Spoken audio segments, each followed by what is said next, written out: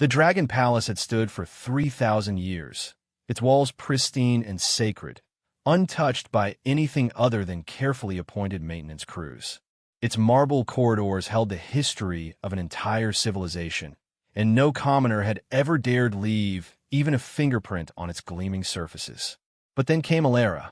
She was 7 years old, human, and completely unaware of the rules.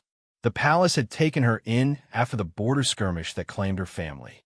The Dragon Queen, in an unusual moment of mercy, had ordered the child raised within the palace walls rather than left to the world's cruelty.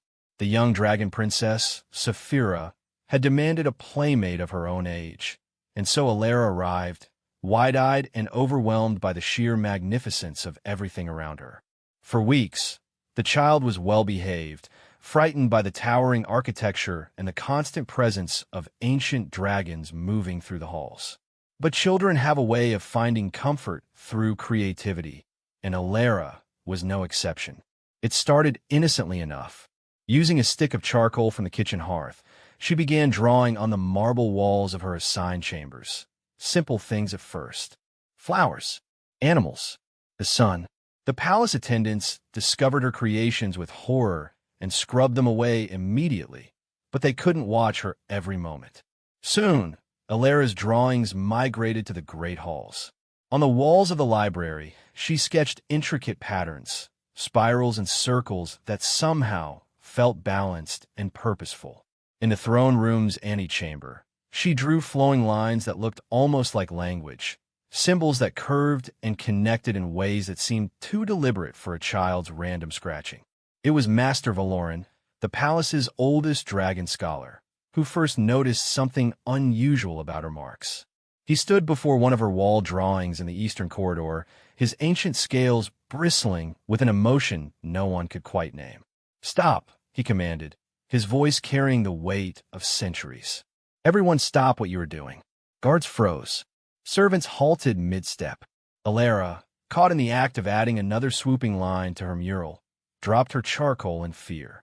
Valoran approached the wall slowly, almost reverently. His claw traced the lines of her drawing, graceful curves punctuated by sharp angles, symbols that spiraled and intersected in patterns that seemed to pull at something deep within his ancient mind. "Where did you learn this?" he whispered. "Learn what?" Alara asked, her small voice trembling. "I'm sorry. I was just drawing. I didn't mean to. What are these symbols?" Valoran interrupted, not unkindly.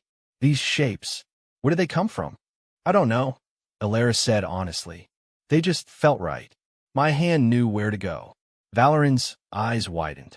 He called for scribes, for historians, for the queen herself.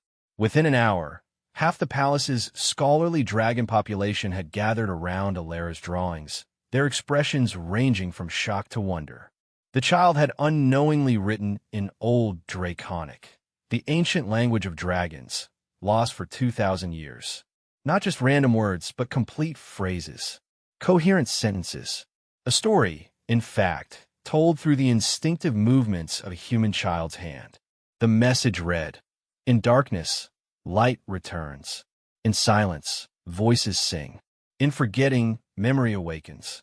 A bridge between worlds shall be built by those who know not the weight of history." "This is impossible," one scholar breathed. "No human has ever known Old Draconic, let alone a child." The Dragon Queen herself arrived, her massive form filling the corridor.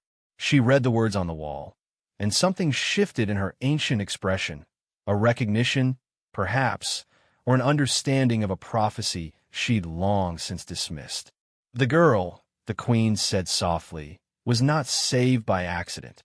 Valoran knelt before the child who had somehow, through pure instinct and connection to something beyond understanding, written the very words her people needed to hear. "You have bridged a gap between our world, child. You have reminded us that wisdom is not always measured in age or in scales." Alara looked at her drawings.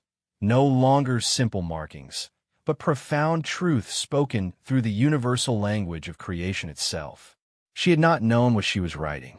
She had simply let her hands follow their ancient knowledge, and in doing so, she had changed everything. The walls of the Dragon Palace would never be the same. and neither would the relationship between dragons and humans.